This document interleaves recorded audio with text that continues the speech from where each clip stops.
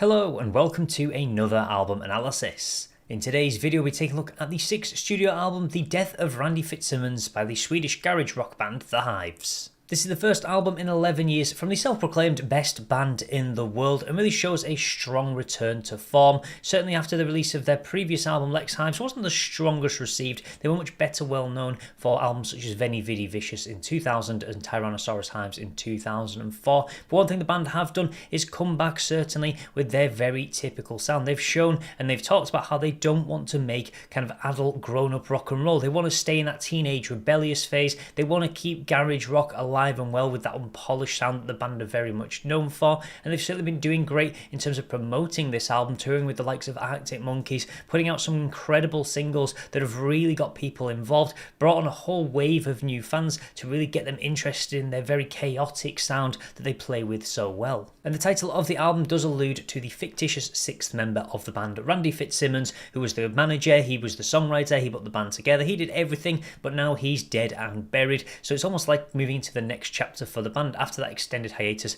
they've been in mourning of him almost over the past 11 years, and now they've had that period of grievance and they're ready to return with a fresh rock and roll sound. So will this album prove to be the death of the band or simply the beginning of a new life? Let's take a look at it track by track. Opening the album, we do have Bogus Operandi with this very suspense-building intro. If you're hearing this album for the first time, you really don't know what to expect, and they're playing on that fact, really just bringing it in. And this opening line, shit damn overslept, almost like the band have kind of massively overslept the past 11, 12 years, and now they're back to return with their sound. And it really does drive into this track with the typical Hive sounds, these very strong guitars that really just very energetic, very stabby, and really just kind of adding in these layered vocals as well that they love to do, with the like I said being repeated by almost every member of the band almost, which they did play on in the actual music videos. I've also got this very unpolished sound. It's something that the band are brilliant for, just not really having that crystallized almost kind of sound to their music. It really makes it feel much more natural, much less kind of studio bound almost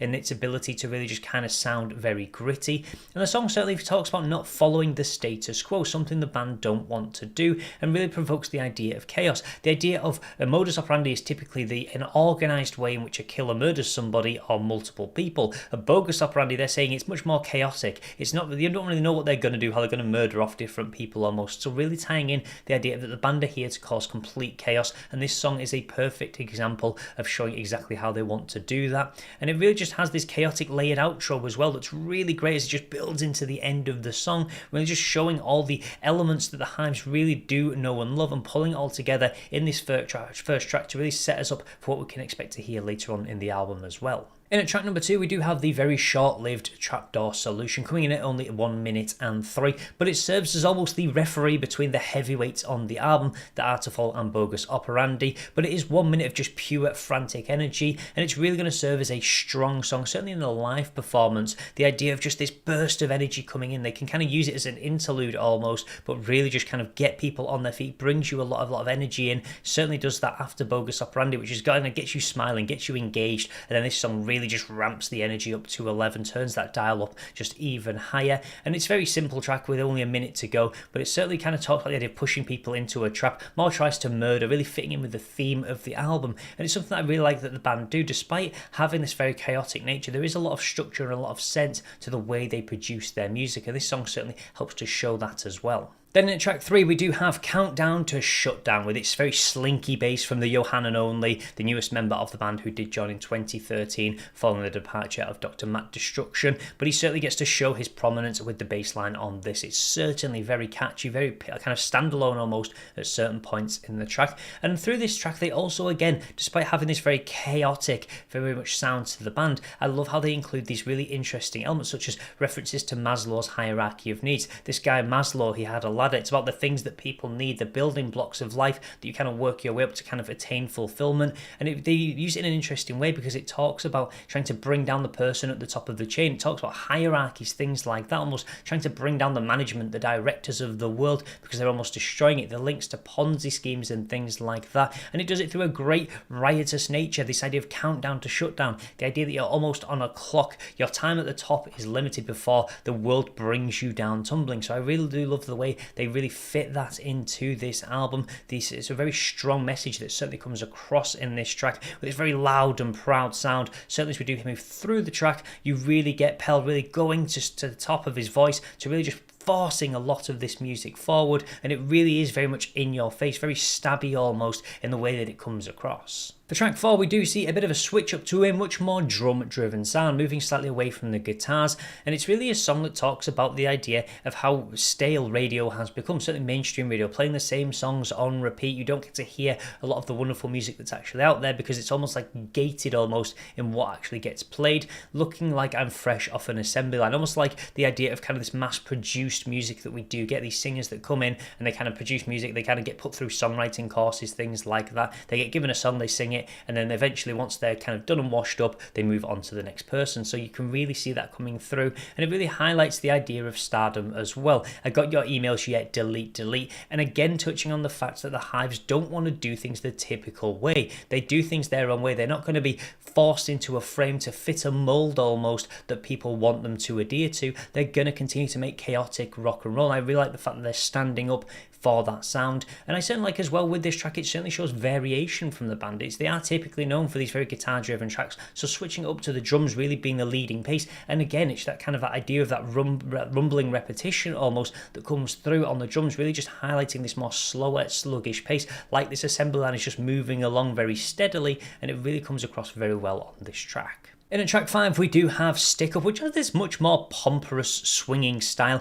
very theatrical sounding. It almost feels like it has this very western style effect which really fits in with the theme of the track, and certainly these backing vocals really help to do it very well on this. It's an effect that you see used in things such as Muse's Knights of Sidonia. It's kind of backing vocal, these R's that are thrown into the back, but really just kind of help to build this suspense, and it has this very foot stomping chorus as well. Every single song on this album tries to get everybody on board through either clapping, foot stomping, or just the natural rhythm of the songs, and it's great to see that the way that they pull everybody in. Also see great use of the saxophone as well, really used to great effect on this, just showing that they have got much more layers than just the guitar garage sound that they are known for, really just showing their breadth and their styles that they're able to include, despite that being not being their most prominent sound that they've often gone for. And one thing I really love in this track, they do have this very paused silence effect in the middle of the track, almost like a Western showdown where you get that moment where everything's quiet just before everybody draws and this stick up actually happens almost. So I love that moment where they just pause everything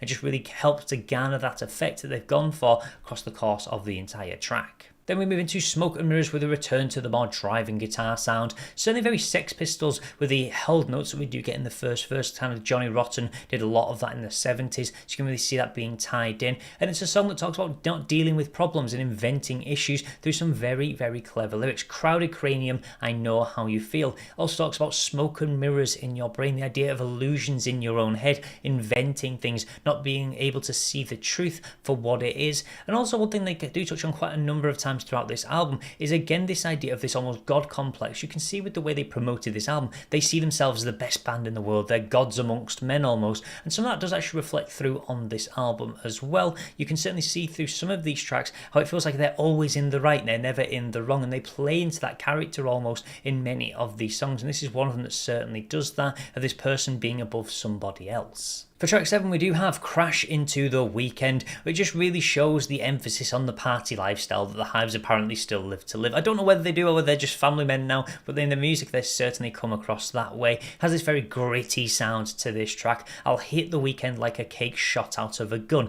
Very messy, very chaotic, and lots of the different verses do include this, and it's a song that also doesn't actually have a chorus. Who needs a chorus anyway when you're the Hives? Just do things your own way, and it really shows this rebellious teenage nature again, that not adult rock and roll, the way they're still living like they're in their 20s. I want to just crash into everything to the weekend where it's going to get messy. And one thing I really do like that they do in this, in the verse 5, they actually go into a deeper tone. It's something that some Swedish bands just seem to love to do. Royal Republic do the same as well with their sound, just kind of dip into these very deep, very tones that really just kind of almost give off this very different effect towards the end of the track, which I found really, really interesting. A little bizarre at first, but again, just showing something different on every single track.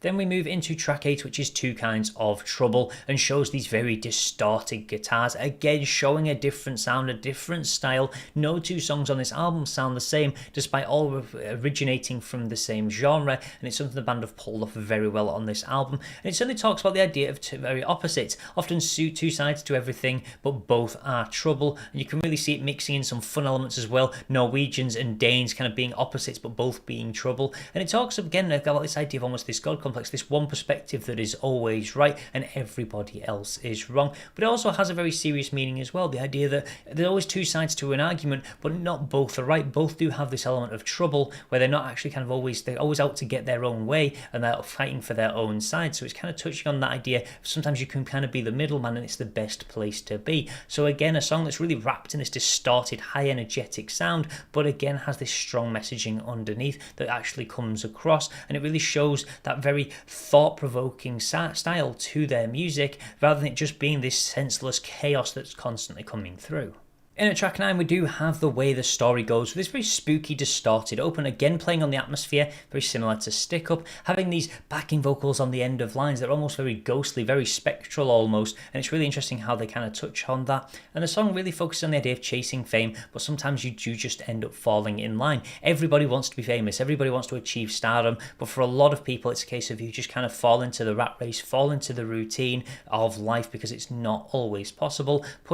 You push your luck, son, here's how it ends. So it could be a bit of a precursor to Countdown to Shutdown, that person reaching the top, this person's looking down almost and thinking, I want to get to there, but they're not quite able to, they've got to fall in line. So it really has, again, this very simple messaging through not very complex lyrics. They're really able to kind of bring this across, whilst also kind of building it into this very spooky sound, this very spooky atmosphere that again shows that there's no similarities between two tracks on this album, despite all focusing around garage rock, or certainly just their rock sound. It really do play with a lot of variety across the whole album. For track 10, we do have the very explosive The Bomb, a very heavy call and response track. This is super high energy. It really does fit hand in glove with Trapdoor Solution, as providing these little breaks up in the album. It's really great in the way that the two tracks actually do that, and it is such just a high energy. I want to hear this song live because it would be absolutely amazing with the call and response, just the high energy, the explosiveness, and the scaling complexity on the calls. It feels like a song that is going to work much stronger live than it probably does on the album. And whilst it does work well on the album,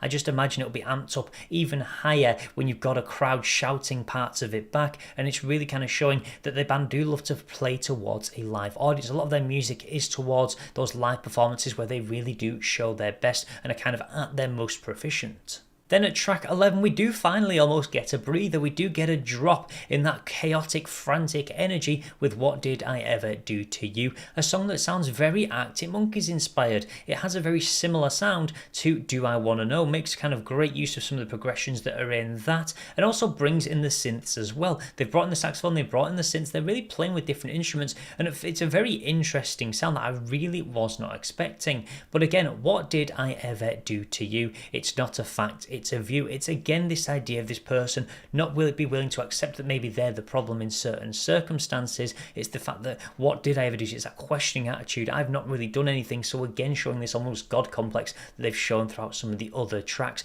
But it is a very unique and interesting sound. It's one of those songs that I think for a lot of people, first time hearing it, you're going to either love it or hate it. If you're a fan of Arctic Monkeys, you may kind of be a bit more familiar with the actual guitar that is actually used in this track. And I personally really enjoyed it. I thought it was something different. It was a real breakup towards the end of the album, really again just showcasing something new, and I'm glad they've stuck it at track 11. I think if they stuck it in the middle of the album, it would have really broken up this energetic pace that's really been coming through.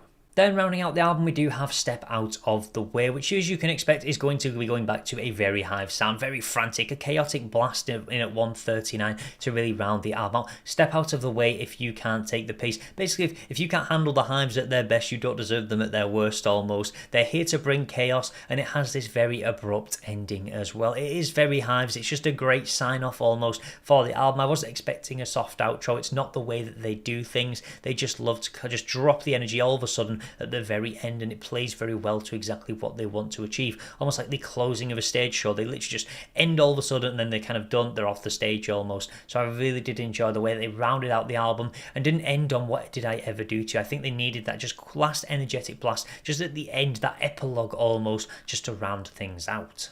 Overall, this is an album that is filled with chaotic, frenzied energy that really just shows the Hives returning to what they do best, making unpolished, teenage, rebellious rock and roll, and they've certainly managed to achieve that very well. They've also not stuck to one singular style. They've showed expansiveness throughout this album. They've showed some development. There's a little bit of story built in as well that I really do like. I like how they're not just throwing music at a wall and see what sticks. There is some thought, there is some real sense being put into the music they're creating and really showing a lot of creative flair. And I like how the guitars do so much of the heavy lifting on this album. It's something you'd expect from the band. It is their most prominent feature they do include, as well as Pell on the actual vocals as well, really just showing his ability to be this raucous frontman that really knows how to get a crowd going and really how to get everybody involved with a lot of the sounds they did include, the foot stomping, the clapping, things like that, playing with different atmospheres. It is an album that is just great. If you need that half an hour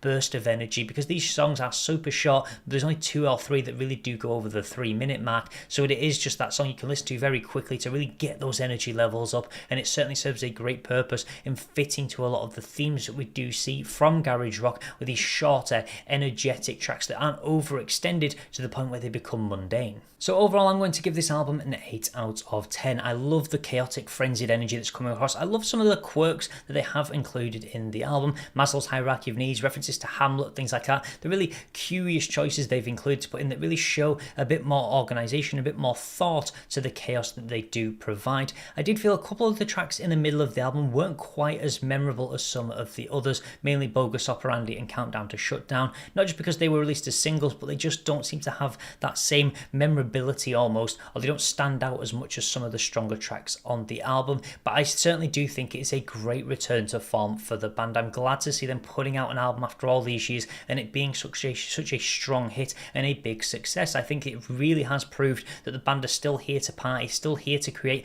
teenage rebellious rock and roll and not fit into the mold that we do see a lot of other bands really being forced into.